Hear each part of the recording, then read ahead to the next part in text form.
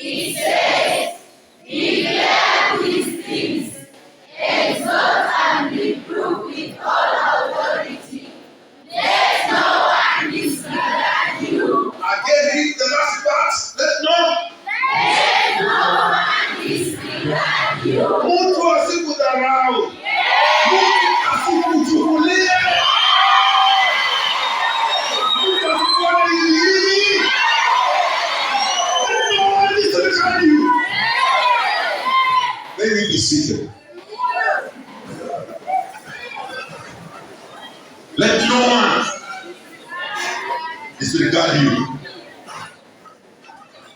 He says, verse 15, he says, these things speak. Mambo haya zungumza. Tell them. Hana kama kuna mleo nakuambia mama. Pia jamaa wewe huwezi kunilaani. Huwezi. Huna mamlaka. Ndani ya Kristo Yesu. Unayosema ni uovu na udhalimu. Niondokee. Speak. Mtu asikudanganyishe.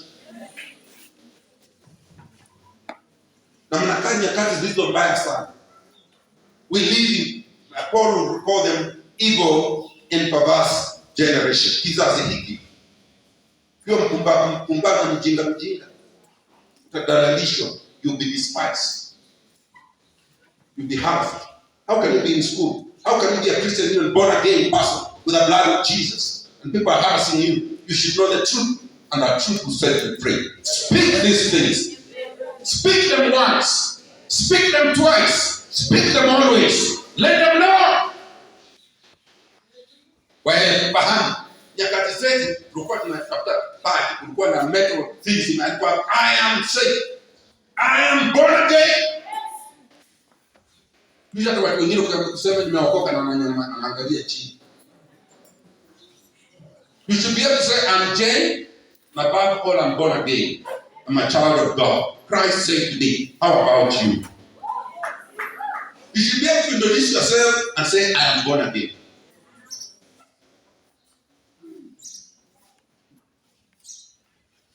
Kabla mtu azungumze na wewe akuingiza kwa box.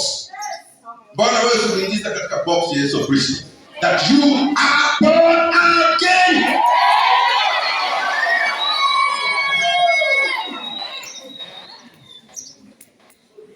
Unamwambia, unamwambia jamaa kuongeleshe, unamwambia msichana kuongelesha kuzungusha hapa na useme kwamba wewe ni mwongofu umeokoka, unamjua Kristo, useme umenyamaza tu.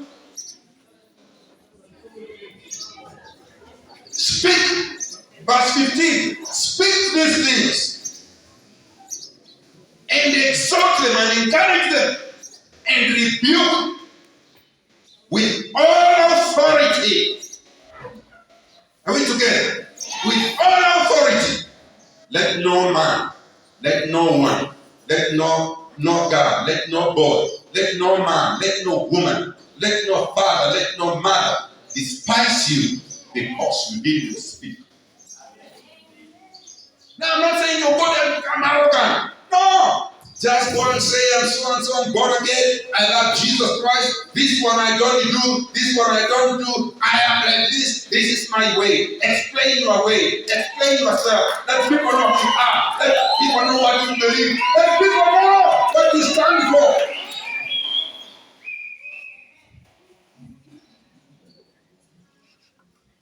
Let's turn on to chapter number 3. Let's have the next reader. Chapter number 3. Kindly, please.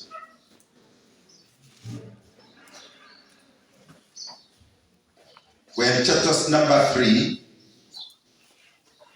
So we must run quickly and conclude our message today.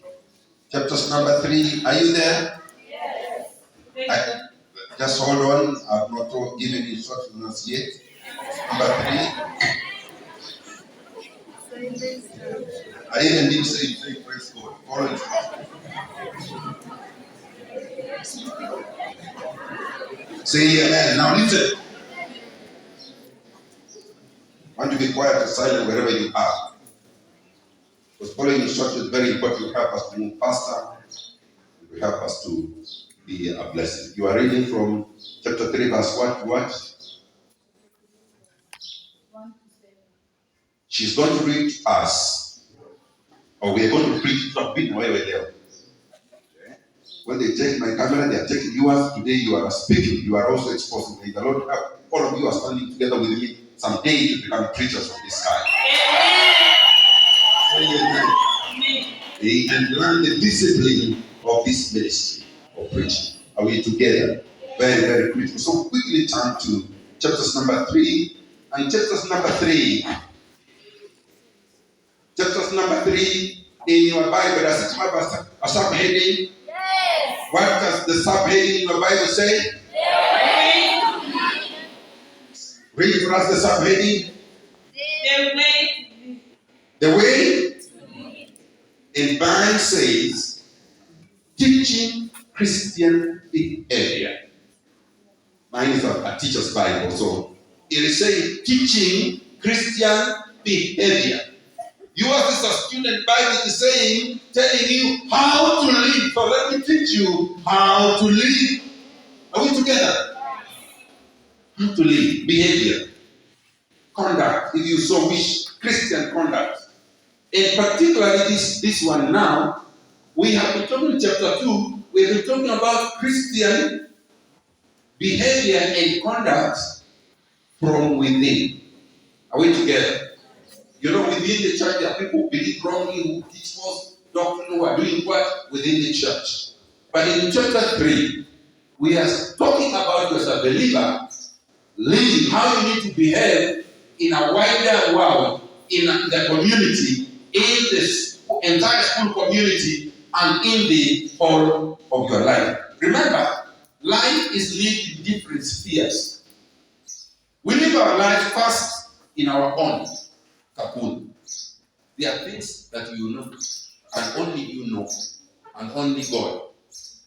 Some of them the devil knows. There are things that your family knows about you. Your mother, your father, your guardians, your siblings, and everybody else who lives in that family have information about you. They know your character. They can give a testimony. If you want to know somebody's life, just walk in the village and ask where so and so, or they tell you, that stubborn girl, their home is here. You know, they will not hide. They'll tell you, oh, that girl who lives like an angel. Everybody knows that in this village, that is their house.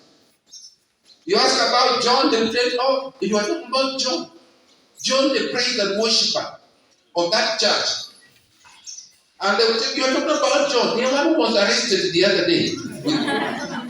You know, that's how the community talks. The community doesn't hide.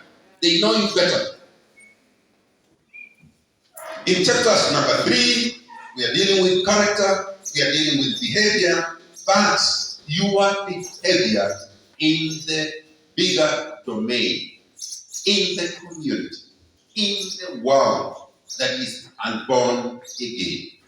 We've just been talking about internally. When you find somebody, chapter 2 talks about internal issues of believers of the church. Ndugu ameokoka anaanza kuletea mistari mingine. Akifungua Bible anasema God loved the world. Alafu anafungua mstari mwingine anasema for this reason God loved again.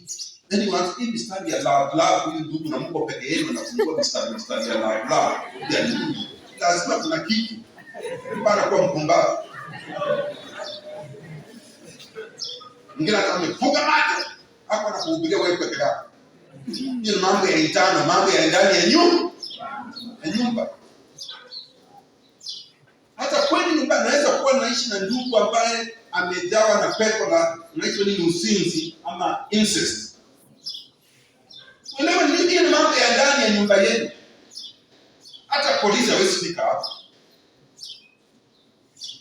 Silently, mwambie wewe, hii ni pepo uko nayo. Wewe ndugu yangu nataka kulala na mimi namna gani? Hii ni pepo. Naona watu wengine wananiangalia sana. Matatizo mengine in chapter 2 we are dealing with Christian versus Christian, but it's also Christian versus the family. That family where you come from. Hiyo familia unaishi hapo. Unaweza kuwa wewe mtoto ni mtoto wa kambo katika hiyo nyumba. Mama yako alikuja na wewe. Baba yako akipotoka kitu ikiwa mbaya, mkataze.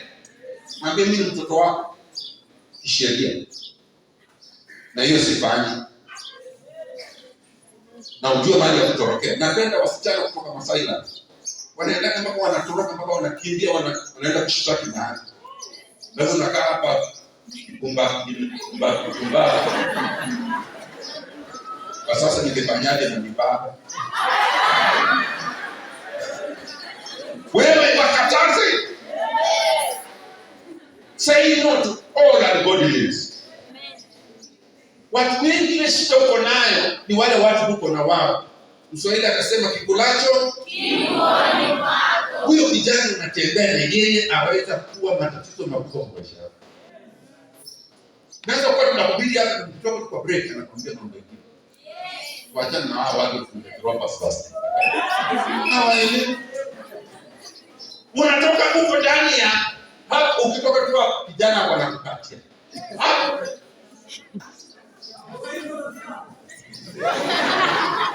Nishikia hapo kabisa ndio. Wewe unatoka tu hapa. Na sisi kijana pekee yake unakatia hospitali. Hata unaweza toka hapa na msichana hapa anakukatia tu hapa.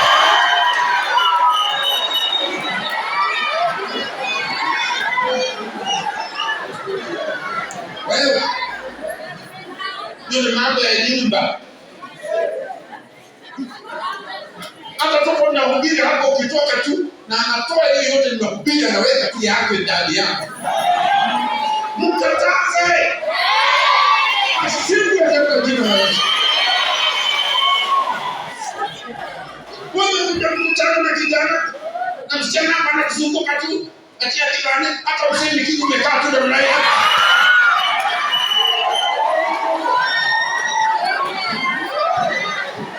Unataka sema nini? Na akisema hivi wewe kama kijana, mwambie kitu, mwambie shikilia ile imani.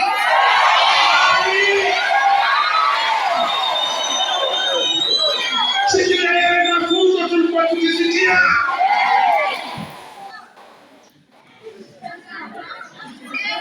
Chapter 2 of Titus is about internal affairs, home affairs. Of believers versus believers. Well, now ile shida kubwa ni ya ndani. Ni external kwetu. Shida kubwa kwetu kama wanafunzi, shida kubwa kwetu kama wanadamu, shida kubwa kwetu kama Wakristo is internal.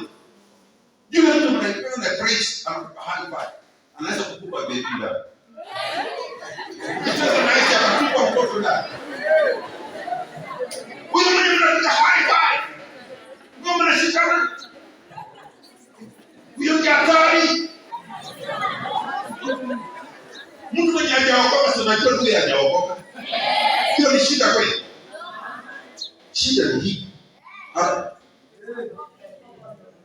Samia tena kufinya mkono namna hii. Hata kama uko na baba yako, kufinya mkono namna hii. Hata baba haelewi.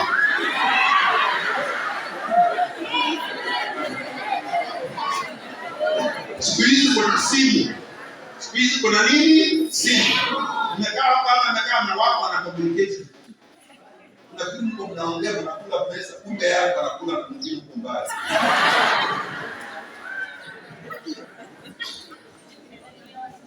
Hiyo ni shida yeye. That's chapter 2 of that.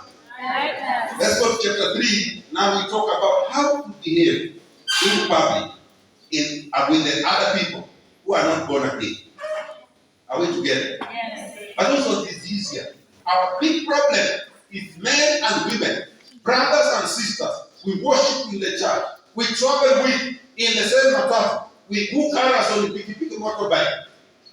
Na wengine amebeba na motorbike, huyu mdugu amebeba na motorbike, huyu mdugu amebeba, mpaka mwingine anabeba kabisa ya wengine.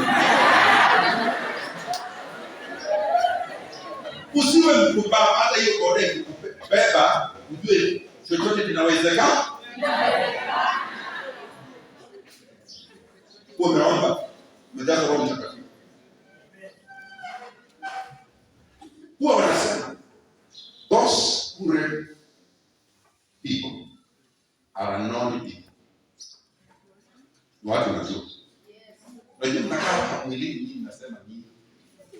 Bila tukubaliana na hiyo jambo ndio kumbe kuhubiri kwa nasema hivi.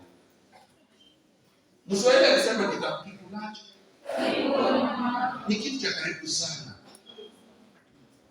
Those who are basing up Christian life are people we know. Very close people you know. Wewe unakaa tu mpumbavu kijinga kiolela. Watu ambao hujui Afrika namna hii tuwapeleka. Maana unaweza kuibia debate tuwapeleka with the debate. Unaweza fanya lolote tuwapeleka with those people. But the people you don't know have not much problem. The people you know can mess you up. Nani amemess up na pregnancy nyingi huku nje? Si ni watu ambao wanajua. Wale watu wanajua. People you know. People interact with. Nenda tu kijinga. God has put inside you the mind, the emotions, the everything else to help you be certain. Let's quickly plow through chapters number 3. And please, she will lead us as she reads one verse by verse. I will explain, and then we will move on. Quickly, please. Thank God. My name is Dorcas Virginia from Kimilili. I'm going to read the book of Titus chapter 3 verse 1 to 7. It says, remind them to be submissive to rulers and authorities. Stop there. I said one by one instruction. Please. I just say one by one. When I tell you to stop, I don't even tell you to stop inside in the half of the sentence. So just begin. Verse 1. She has read to us. But as for you, chapter 3, sorry. Chapter 3, which she read for us.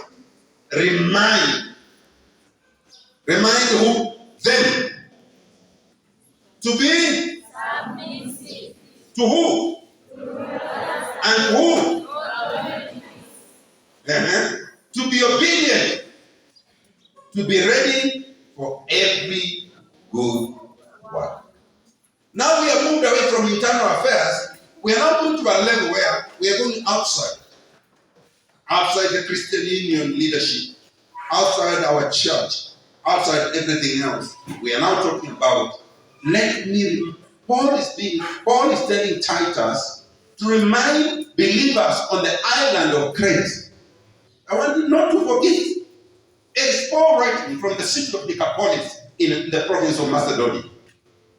He's written a letter giving instruction to Timothy so that Timothy and Titus, so that Titus can be able to instruct, to exhort, and to silence those who are doing wrong things.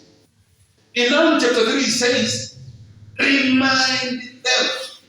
That means Paul himself had already told them these things. It was now the responsibility of Titus as the bishop and overseer of the churches on the island of Crete. To do what? To remind the believers. What does he remind them of? The following things in verse 1 of chapter 3. He says, remind them to be subject to rulers and authorities, to be obedient, to be ready for every good work. That summarizes the Christian character in the Bible. The authorities, as students, when in a school, may you be submissive to the school authority. Ranging from the highest authority, the principal of this institution, to the deputies, deputy administration, deputy academics, to the director of social studies, the senior teachers, masters, the boarding masters, to the school prefects. In the line hall, you may find a cateress or a cook serving you. Don't assume them. May you be obedient. And show them that in this school, you are the light And in this school, you bring taste, you add flavor, the salt of the school. You need to be obedient. Obedience simply means not saying that I'm going to be obedient. It simply means if they say prep time, you are there at the right time. Dining about time, eating time, you are there. Obedience means observing the school rules. Obedience means going by the laid down policies and school traditions that exist. You are obedient. Don't behave like disobedient children in a home. Disobedient children in a home, they do everything opposite of what the parents have instructed them to do. But they are very careful when the parent arrives. Mzazi akienda sasa, "Dadi umerudi. Wapi nikuletee nini?" Yule mtoto amefanya vituko, anataka kufunika makosa, leta socks, analeta maji, analeta nini, nifanyie nini na nini na nini. Amekuwa yani hapo anafunika makosa. They are only obedient when you are there. That is not obedience. That's hypocrisy. Obedience is observed even when the authorities are away. Because we don't obey personalities. Listen to me, friends. Listen to me, students. Listen to me, believers. Listen to me wherever you are. We do not obey personalities. We do not become obedient to individuals. We become obedient to the office. The individual there you may not like.